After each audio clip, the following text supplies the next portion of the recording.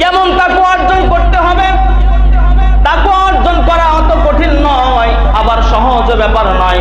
হযরত ওমর রাদিয়াল্লাহু তাআলা আনহু এমন একজন খলিফা ছিলেন।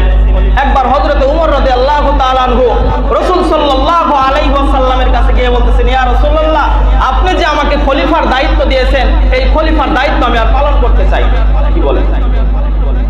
দুনিয়ার জমিনে যদি এত বড় একটা দায়িত্ব কোনো বান্দা পায়, এই দায়িত্ব কি ছাড়ার কথা নাকি?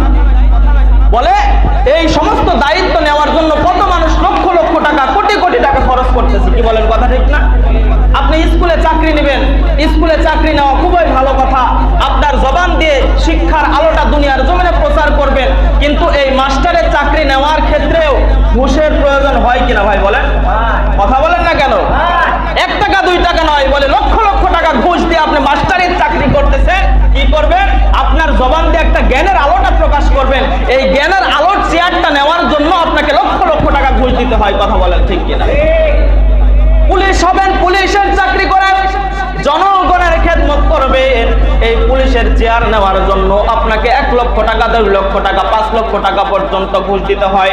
মুসলমান ইমানদার আল্লাহর গোলাম, যতদিন পর্যন্ত না আপনার আমার আমলের মধ্যে তাকওয়ার প্রভাবটা না পড়বে, এই আমল দ্বারা কিয়ামতের ময়দানে জান্নাত পাওয়া সম্ভব নয়। কথা বলেন ঠিক কিনা? হযরত ওমর রাদিয়াল্লাহু তাআলা আনহু বলতেছেন, ইয়া রাসূলুল্লাহ, আমি আর আপনার চাকরি করতে চাই না। বলে কেন?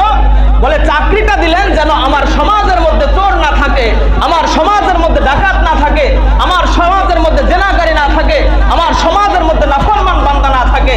ইয়া রাসূলুল্লাহ, আমি চাকরি নেওয়ার পর থেকে আমার সমাজের মধ্যে একটা চোরও নাই, একটা ডাকাতও নাই, একটা নাফরমান কোনো বান্দাও নাই যে সে দোষ করবে আর আমি তাকে লকআপের মধ্যে ঢুকাবো। সুবহানাল্লাহ বললেন না?